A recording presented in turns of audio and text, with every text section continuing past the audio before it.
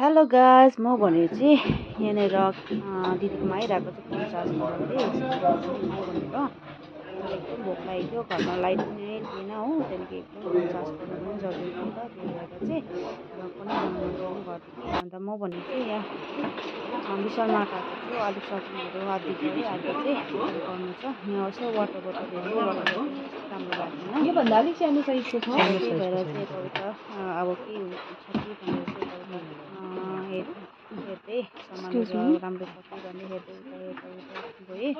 अन्त यसो हेरेको त परनिर चाहिँ एउटा वाइप्स पनि देखेँ। वाइप्स एकदम न्यू एराइभल रहेछ, 50% अफ पनि रहेछ। अन्त मलाई चाहिँ वाइप्स चाहिँ एकदम इम्पोर्टेन्ट थियो नि त। अन्त यसो हेरेँ, अन्त ग्रिन कलरको देखेँ। ग्रिन कलरको त मलाई त्यस्तो राम्रो लागेन। त्यसमा चाहिँ अब निमको तेल जस्तो के रहेछ, अन्त मलाई चाहिँ एकदम मन परेन यो चाहिँ। अन्त अर्को होस् पिङ्कमा, पिङ्क पनि देखेँ। यसो पिङ्क कस्तो रहेछ भन्ने फेरि चेक गरेँ। पिङ्क चाहिँ यसो हेरेँ, उयसको रहेछ, रोजको रहेछ, प्लस एलोभेरा पनि एड भएको रहेछ। अन्त प्राइस पनि यसको एकदम रिजनेबल रहेछ। अन्त यो किन्छु भनेर चाहिँ मैले सोचेँ। अन्त चाहिँ अब भने चाहिँ बिलिङतिर यसो हेरेँ नि त, प्रडक्टहरू अरू पनि हेरेँ, तर त्यस्तो उयो लागेन मलाई चाहिँ। यही किन्नु भनेर चाहिँ अब भने चाहिँ बिलिङतिर जानु पऱ्यो। बिलिङ गर्नुपर्यो नि त, केही सामानहरू पनि भयो अब अन्त म भने चाहिँ यहाँनिर दिदीलाई भेट्नु थियो, अलिक सामानहरू पनि लिनु थियो नि त। अन्त दिदीहरूलाई भेटेर चाहिँ यसो गफ गरेँ, गफ गर्दै एकछिन बसेँ। अन्त दिदीको चाहिँ उयो रहेछ नि त, स्ट्रेट रहेछ। अन्त चाहिँ टचअप भनेर भन्दै थियो। अन्त चाहिँ टचअप गर्नु हुँदै रहेछ। यो लाइनमा त यहाँ मात्रै होला है पार्लर त। दिदीसँग बात मार्ने काम भएर चाहिँ भन्ज्याङ रोड त आज खुल्ला हुँदैन नि। भन्ज्याङ अलिक ढिलो भइसकेको थियो। अन्त दिदीलाई भने म चाहिँ गएकै लेट भयो मलाई भन्ने भने। अन्त मैले चाहिँ म चाहिँ लागेँ, म भने चाहिँ आधी बाटो पुगिसकेँ। अनि तपाईँहरूले सोच्नु हुँदै होला कता गएको भनेर, तर म भने चाहिँ उता हस्बेन्डको घर गएको हो। अनि हस्बेन्ड चाहिँ छैन नि, अन्त म भने चाहिँ यहाँ पुगिसकेँ, यहाँ हस्बेन्डको गाउँ। अन्त एकछिन यहाँ वेट गरेको यहाँ आइसक्यो भनेर चाहिँ, तर भाइको नम्बर पनि थिएन।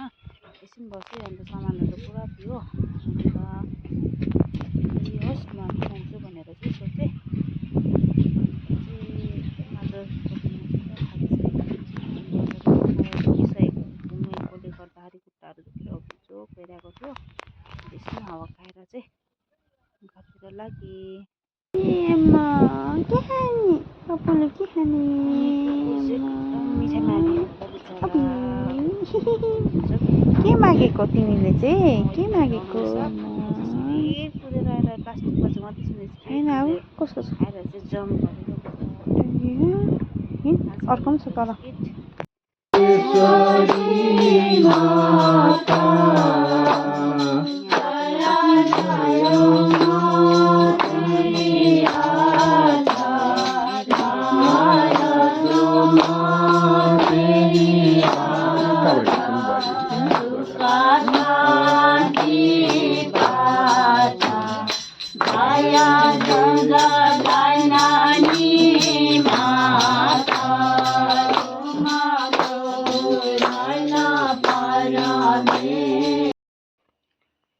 हेलो गाइस, अनि म भने चाहिँ भर्खर सत्सङहरू पर फुपूहरूकोमा थियो नि त सत्सङ। अन्त त्यो सकेर खानाहरू खाएर भर्खर यहाँ रुममा आएको। अब सुत्नु पनि टाइम अलमोस्ट भइसक्यो। अनि तपाईँहरूलाई के भन्न चाहन्छु भन्दा चाहिँ मैले भर्खर भ्लगहरू स्टार्ट गरेको हो, गर्दैछु। अन्त चाहिँ तपाईँहरूलाई के कस्तो लाग्छ, सायद बोरिङहरू लाग्दै होला मेरो भिडियोहरू देखेर, त्यो बोर नमानिदिनुहोस्। अनि जतिसक्दो लाइक सेयर कमेन्ट गरिदिनुहोस् होइन, तपाईँले सपोर्ट गरिदिनुहोस्, म त्यही भन्न चाहन्छु होइन। अब एकदम जरुरत छ नि त तपाईँको माया सपोर्टहरू गर्नुमा चाहिँ होइन, त्यही भन्न चाहन्छु। तपाईँले बोरिङ नमानी मेरो चाहिँ भिडियोहरू हेरिदिनुहोस्, लाइक गरिदिनुहोस्, सेयर गरिदिनुहोस्।